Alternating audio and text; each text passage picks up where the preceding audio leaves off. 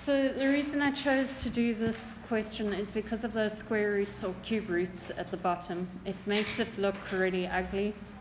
And it is possible to do it without causing too much stress, but it's about getting over that initial hurdle of going, it's ugly. There are different ways to get over that hurdle. I'm just going to draw the denominator for now, or write it.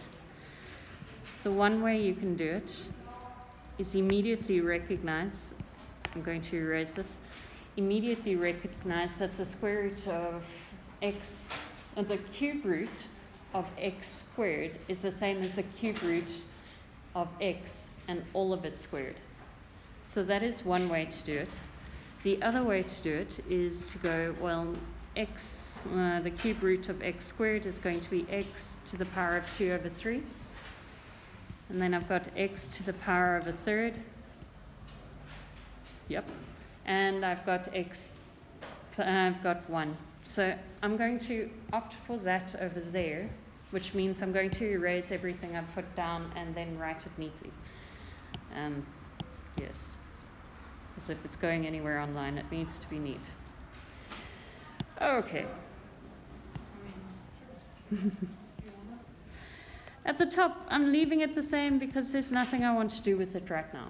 I'm going to use it later to give me a clue as to how to factorize it, but let's just go with it.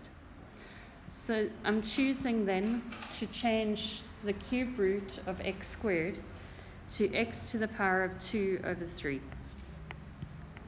And then the cube root of x, I'm going to change it to x to the power of 1 over 3. And lastly, I have the 1.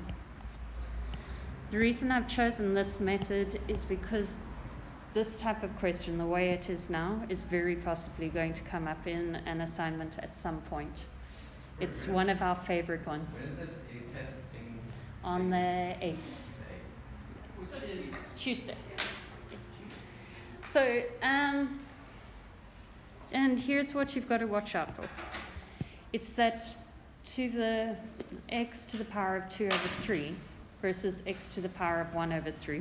And I know we've touched on this briefly before, but it was very briefly. There we go. Let's just write that down.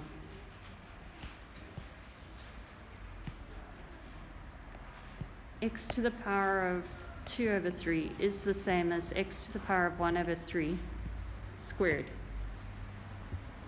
And then I've still got x to the power of 1 over 3.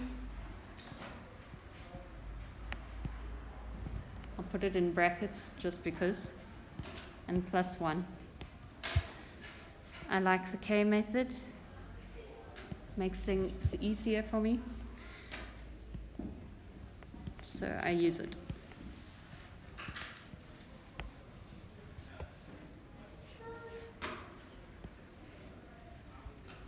That's gross. I'm sorry about the messiness there.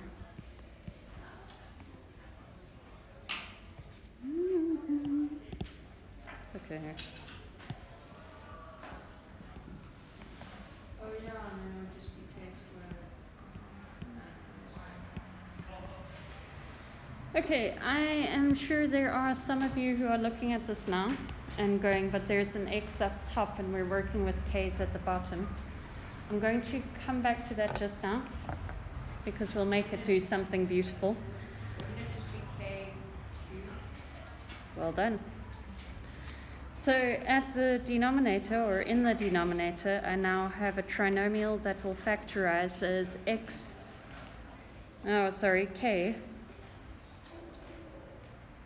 Ooh. Oh, this is a nice one. I like this one. Okay, let's go back a few steps. It's not going the way I expected it to go. Okay, so Cole just now said that couldn't we change x to be, he said k cubed. And the reason we can do that is because x to the power of 1 is the same as x to the power of a third cubed. And this is awesome. Do you want to see why it's awesome, Olivia? I know you want to see why it's awesome. So I'm going to cross that out and just put, I know we've spoken about it and that's why I'm putting it there, so that it's easier to show you what happens next. Now we make a k cubed, yeah. Well done. And what does that remind you of? Reminds me of